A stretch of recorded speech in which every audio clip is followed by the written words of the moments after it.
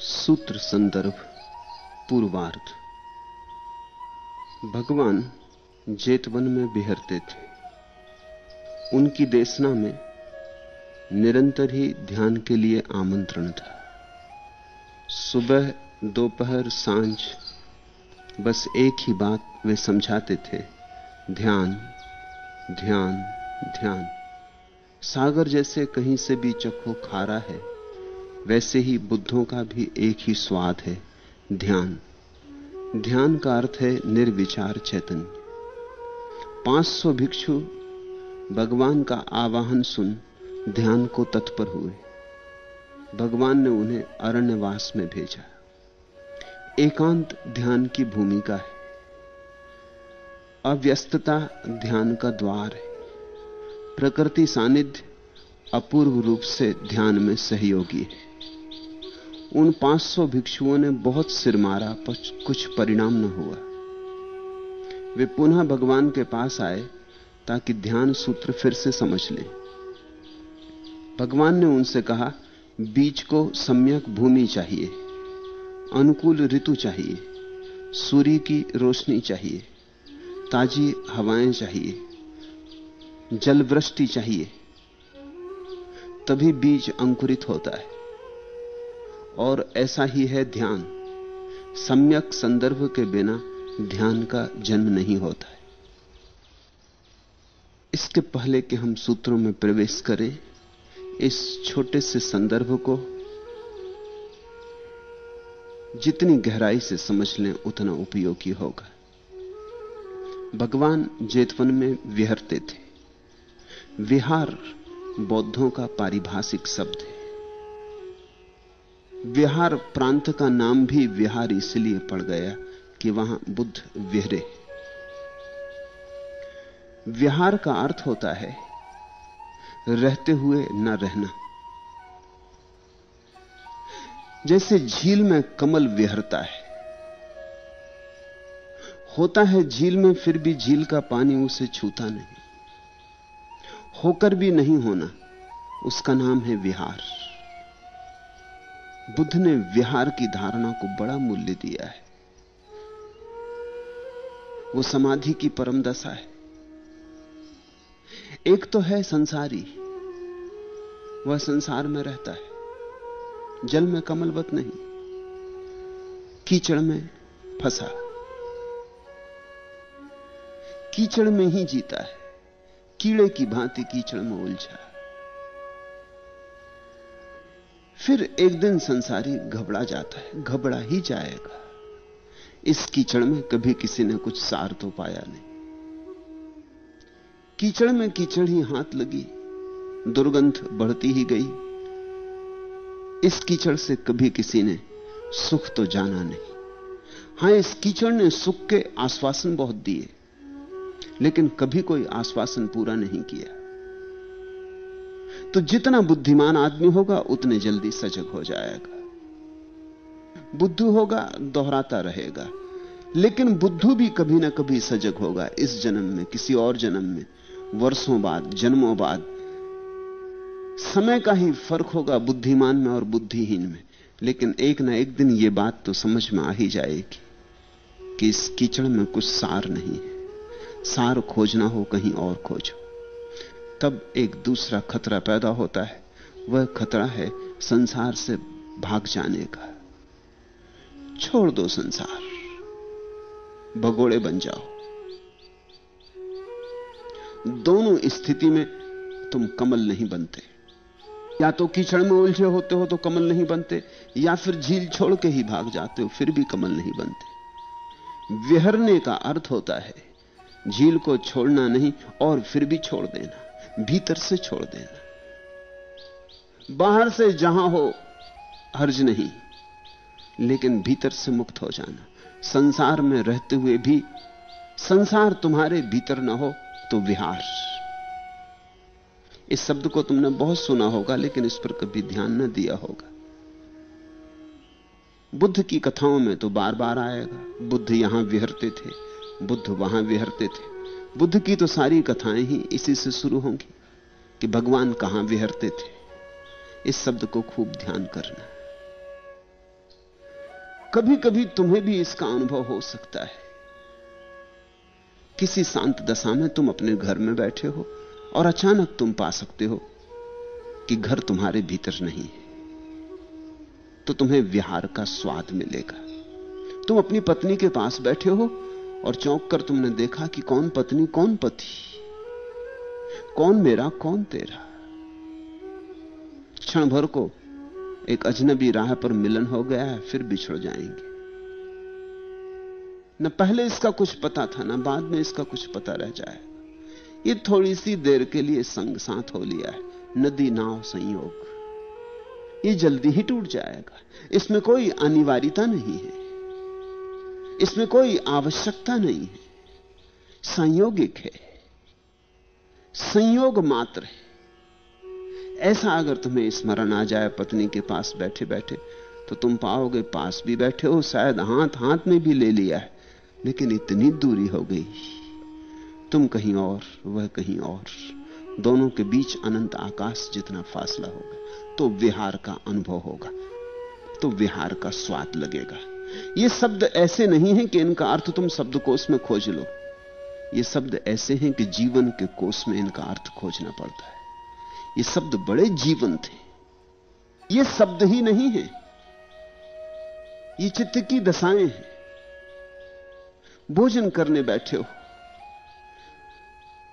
भोजन कर रहे हो, और कभी होश सध जाए क्षण भर को भी, तो तुम्हें दिखाई पड़ेगा भोजन तो शरीर में जा रहा, तुम में तो जा ही नहीं सकता। तुम में तो जाएगा कैसे?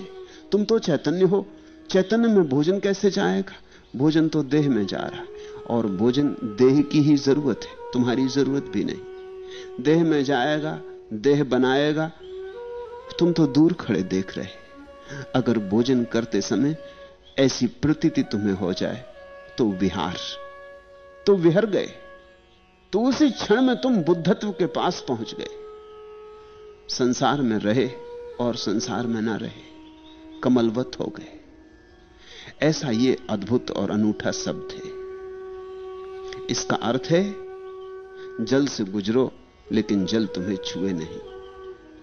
एक ज़ेन गुरु अपने शिष्यों को कहता था बार बार, जल से गुजरो और जल तुम्हें छुए नहीं। शिष्य जैसे शिष्य होते हैं सोचते थे ये बात हो नहीं सकती, प्रतीक्षा में थे कि कभी मौका लग जाए और गुरु को नदी में से गुजरते देख लें।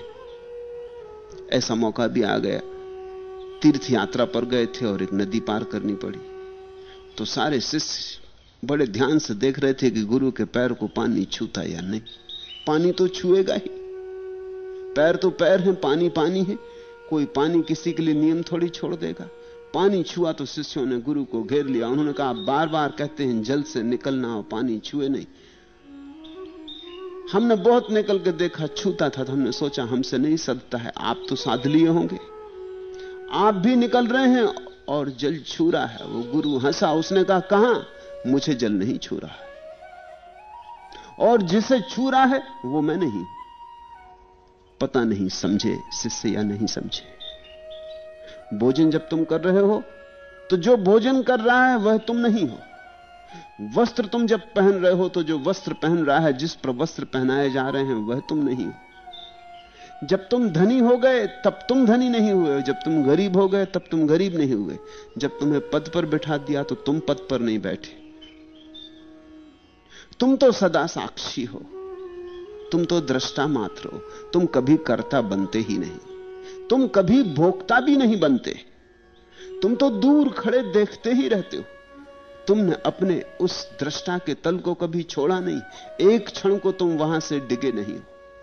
वही तुम्हारी भगवत्ता है। जिसको विहार आ गया वही भगवान हो गया। भगवान जेतवन में विहरते थे, उनकी देशना में निरंतर ही ध्यान के लिए आमंत्रण था। देशना का अर्थ होता है कहना, समझाना, फुसलाना, लेकिन आदेश ना देना। देशना का अर्थ होता है राजी करना, लेकिन नियंत्रित ना करना। देशना का अर्थ होता है तुम्हारे बात के प्रभाव में, तुम्हारे बात की गंध में कोई चल पड़े तो ठीक, लेकिन किसी तरह का लोभ ना देना, किसी तरह के दंड की बात ना करना, क्योंकि जो लोग लोभ के कारण चल पड़ते हैं वो चलेंगे ही नहीं, जो दंड के कारण चल पड़ते हैं वे भी नहीं चलेंगे। तुमने अगर चोरी इसलिए नहीं की कि तुम्हें नरक का भय है, तो तुम ये मत सोचना कि तुम अचोर हो, तुम हो तो चोर ही। चोरी भला ना की हो फिर भी तुम चोर हो। अगर नरक का भय ना होता तो तुम जरूर करते। अगर आज तुम्हें पता चल जाए कि नरक इत्यादि नहीं होते तो तुम आज ही करोगे। अगर तुमने कुछ पुण्य किया स्वर्ग के लोभ में तो तुमने किया ही नहीं। तुमने कुछ दान दिया स्वर्ग के लोभ में तो तुमने दिया ही नहीं। दान का लोभ से कैसे संबंध होगा? दान तो लोभ के विपरीत है। तुमने दिया भी इसलिए कि पा सको। पंडित पुरोहित लोगों को समझाते हैं यहां 1-2 वहां 1,00,000 गुना मिलेगा। यह दान हुआ। यह तो बड़ा मजेदार सौदा हुआ, बड़ा अद्भुत सौदा हुआ। ऐसा सौदा यहां तो होते नहीं कि तुम 1-2 और 1,00,000 गुना मिलेगा। यह तो लॉटरी हुई। और ये तो बिल्कुल पक्का है कि मिलने ही वाला है, और इसलिए तुमने एक दे भी दिया। 1 पैसा दे दिया 1,00,000 पैसे मिलेंगे, 1 रुपया दे दिया 1,00,000 रुपए मिलेंगे। ये तो लोभ से दान निकला। और लोभ से दान कैसे निकल सकता है? दान तो निकलता है जब चित्त अलोभ में होता है। और भय से नीति नहीं निकलती। नीति तो तभी निकलती जब चित्त अभय में प्रतिष्ठित होता है। तो बुद्ध ना तो भय देते हैं ना लोभ। देशना का अर्थ होता है सिर्फ निवेदन कर देना, ऐसा है, बस ऐसा है, वैज्ञानिक ढंग से कह देना। इसको ठीक से समझो। जैसे वैज्ञानिक अगर तुमसे कहेगा कि आग जलाती है, तो वो ये नहीं कह रहा है कि आग को छुओ मत। वो कहता तुम्हारी मौज, छूना हो छुओ, आग जलाती है। वो ये भी नहीं कह रहा है कि आग तुम न छुओगे तो बड़ा पुण्य होगा। वो इतना ही कह रहा है न छुओगे तो जलने से बच जाओगे, छुओगे तो जल जाओगे। जलना हो तो छू लो, न जलना हो तो मत छुओ। लेकिन जब वैज्ञानिक कहता आग जलाती है तो वो केवल तथ्य की सूचना दे रहा है। वो इतना ही कह रहा है कि यह आग का गुणधर्म है कि वो जलाती। तुम्हें करना हो करो, ना करना हो ना करो। तुम्हारे लिए कोई आदेश नहीं है।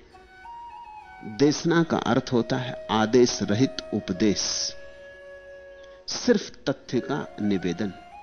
तो बुद्ध निरंतर ही ध्यान के लिए देशना देते थे।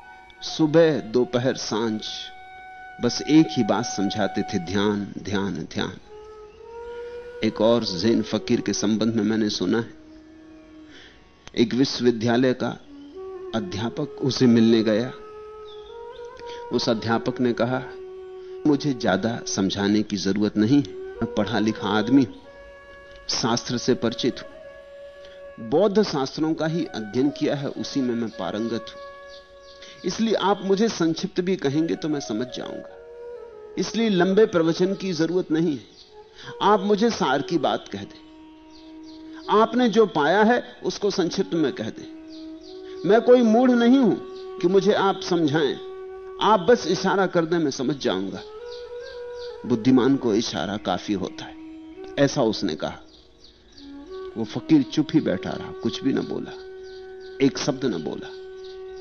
थोड़ी देर चुप ही रही। फिर उस अध्यापक ने पूछा आप कुछ कहते नहीं? उस फकीर ने कहा मैंने कहा मौन ही सार है। तुम समझे नहीं, चूक गए। तुम्हें भ्रांति है कि तुम बुद्धिमान हो। मैं चुप रहा, मेरी चुप्पी से ज्यादा और क्या कहूं? यही सार है सारे अनुभव का। मैं शांत रहा, तुम्हारे पास आंखें होती तो तुम देख लेते ये प्रज्वलित शांति, ये जलता हुआ भीतर का दिया। मैं चुप रहा, तुमने ही कहा था कि ज्यादा मत कहना, शब्द में तो ज्यादा हो जाएगा। मैंने उतना ही कहा जितना कहना जरूरी था, मैं सिर्फ मौजूद था, लेकिन तुम चूक गए। अध्यापन कहा ठीक है, आप ठीक कहते हैं, इतनी गहरी मेरी समझ नहीं, एक आध दो शब्दों का उपयोग करेंगे तो चलेगा, फिर से कहें। तो उसने कुछ बोला नहीं, रेत पर बैठा था, अंगुली से रेत पर लिख दिया ध्यान। अध्यापक ने कहा इतने से भी काम नहीं चलेगा, कुछ थोड़ा और कहें। फिर बोलते क्यों नहीं? रेत पर लिखने की क्या जरूरत है? उस फकीर ने कहा बोलने से यहां की शांति भंग होगी। ध्यान शब्द तो बोल दूंगा, लेकिन ध्यान की यहां जो अवस्था बनी है वो भंग होगी, लिखने से भंग नहीं होती, इसलिए रेत पर लिख दिया। उस अध्यापक ने कहा थोड़ा और कहें, इतने से काम न चलेगा। तो उसने दोबारा ध्यान लिख दिया। अध्यापक ने और जोर मारा तो उसने तीसरी बार ध्यान लिख दिया। अध्यापक तो पगला गया, उसने कहा आप होश में हैं? आप वही शब्द दोहराए जा रहे हैं। ज़ैन फकीर हंसने लगा। उसने कहा सारे बुद्धों ने बस एक ही शब्द दोहराया, सारे जीवन एक ही शब्द दोहराया। कितने ही शब्दों का उपयोग किया हो, लेकिन दोहराया एक ही शब्द है, ध्यान ध्यान ध्यान। भाषा बदली हो, शैली बदली हो, कथा बदली हो, प्रसंग बदला हो, लेकिन एक ही बात कही है, ध्यान ध्यान ध्यान। सुबह दोपहर सांझ बस एक ही बात समझाते थे, ध्यान। सागर जैसे कहीं से भी चखो खारा है, वैसे ही बुद्धों का भी एक ही स्वाद है, ध्यान। बुद्धों को भी कहीं से भी चखो, ध्यान का ही स्वाद आएगा। फिर बुद्ध चाहे महावीर हो, चाहे मोहम्मद हो, चाहे कृष्ण हो, चाहे क्राइस्ट हो, इससे कुछ फर्क नहीं पड़ता। जहां बुद्धत्व हुआ है वहां से बस एक ही खबर आती, एक ही निमंत्रण आता है, एक ही बुलावा आता है, ध्यान। बुद्ध बार बार ऐसा कहते थे कि जैसा सागर को कहीं से भी चखो, खारा ही है। इस घाट चखो, उस घाट चखो, दिन में चखो, रात में चखो, चुल्लू से चखो कि प्यालियों में भर के चखो, सागर खारा ही। ऐसे ही बुद्धों से दिन में सुनो कि रात, कि इस कोने से आओ कि उस कोने से, कि यह प्रश्न पूछो कि वह, इस बुद्ध से पूछो कि उस बुद्ध से। जो भी जाग गए उनका स्वाद एक ही है, ध्यान। स्वभावतः जागे हुए का एक ही स्वाद होगा, जागरण, और सोए हुए का एक ही स्वाद होता है, निद्रा। सोए हुए आदमी कितने ही भिन्न हो, उनकी नींद एक जैसी है, उनकी तंद्रा एक जैसी। तुम सब यहां सो जाओ आज रात, तो जब तक जागे हो तब तक थोड़ा बहुत शायद भेद भी हो, सोते ही तो सब भेद मिट जाएंगे, एक सी निद्रा सब पर छा जाएगी। फिर कोई आके अलग अलग चेहरों का निरीक्षण करने लगे तो एक ही तो स्वाद पाएगा, निद्रा का। कितना ही खोजबीन करे, स्त्रियां सोई होंगी, पुरुष सोए होंगे, बच्चे सोए होंगे, बूढ़े सोए होंगे, स्वस्थ सोया होगा, अस्वस्थ सोया होगा, कुरूप और सुंदर सोए होंगे, गरीब और धनी सोए होंगे, संसारी और सन्यासी सोए होंगे, लेकिन नींद एक सी होगी। नींद का स्वाद एक सा है, बेहोशी नींद का स्वाद है। ऐसी ही घटना परम जागरण में भी घटती। जो भी जागे उनका स्वाद एक है। निश्चित ही उनके शब्द अलग हैं। कृष्ण संस्कृत में बोले, बुद्ध पाली में बोले, महावीर प्राकृत में बोले, जीसस अरेमैक में बोले, मोहम्मद अरबी में बोले। भाषाओं के भेद, अलग अलग घाट, अलग अलग रंग ढंग की प्यालियां, अलग अलग देश, अलग अलग काल में बने हुए पात्र, लेकिन स्वाद एक है। और जो इस स्वाद को पहचान लेता है वही धार्मिक है। फिर वो हिंदू नहीं रह जाता, मुसलमान नहीं रह जाता, ईसाई नहीं रह जाता, सिर्फ धार्मिक रह जाता। और धार्मिक होना परम स्वतंत्रता है। तब फिर कहीं से भी खबर आती है, वो पहचान लेता है कि वो संदेश भगवान का ही है। ध्यान का अर्थ है निर्विचार चैतन्य, थॉटलेस कॉन्शियसनेस। निर्विचार चैतन्य को ख्याल में लो। दो बातें हैं, एक तो निर्विचार, कंटेंटलेस, कोई विषय वस्तु न रह जाए चेतना में, कोई चीज बचे ना जिसके संबंध में तुम सोच रहे हो, कोई सोच विचार ना बचे। जैसे कि दिया जले लेकिन दिए के आसपास कोई भी चीज ना हो जिस पर प्रकाश पड़े, ऐसी चैतन्य की दशा हो कि आसपास कुछ भी ना हो जिस पर चेतना पड़े, जिसके प्रति तुम चेतन हो। कुछ भी चेतन होने को ना बचे, सिर्फ चेतना बचे, शुद्ध चेतना बचे।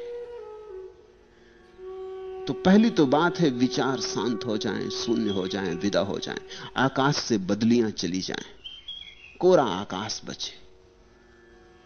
और दूसरी बात है यह आकाश जागा हुआ हो, चैतन्यपूर्ण हो। अक्सर ऐसा नींद में हो जाता है, गहरी निद्रा में विचार तो चले जाते हैं, स्वप्न भी चले जाते हैं, लेकिन साथ ही साथ तुम भी चले जाते हो। इसलिए पतंजलि ने सुसुप्ति को ध्यान के बहुत करीब कहा है, जरा सा भेद बताया है। वो जरा सा बड़ा भेद है, छोटा नहीं। पतंजलि ने कहा सुसुप्ति और समाधि एक जैसे हैं, जरा सा भेद है। सुसुप्ति में निद्रा होती है, समाधि में जागरण होता है, इतना सा भेद है। अन्यथा दोनों एक जैसे, क्योंकि दोनों में विचार नहीं होते। सुसुप्ति भी निर्विचार होती है और समाधि भी निर्विचार होती है, मगर समाधि में भीतर का आदमी जागा होता है। ऐसा समझो कि एक आदमी को क्लोरोफॉर्म दे दिया और उसको स्ट्रेचर पर रख के ले आया और इस बगीचे में घुमाया।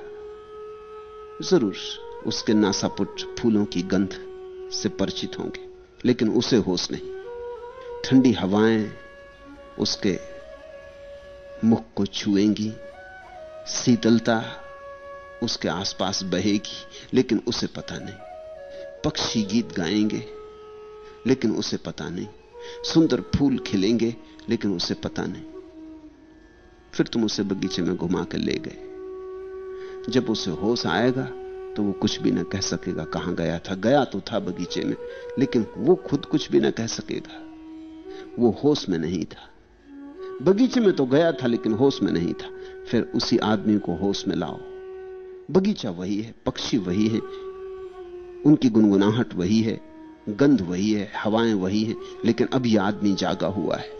सुसुप्ति में हम रोज ही उस बगीचे में जाते हैं जिसका नाम परमात्मा है, लेकिन हम जाते हैं बेहोश, क्लोरोफॉर्म की दशा में। रोज रोज हम उसके पास पहुंचते। इसलिए जिस दिन तुम ठीक से नहीं सो पाते उस दिन बड़ी बेचैनी लगती। उस दिन परमात्मा से संबंध ना हो पाया। मूर्छित ही सही, लेकिन अपने घर लौट जाते हो गहरी नींद में।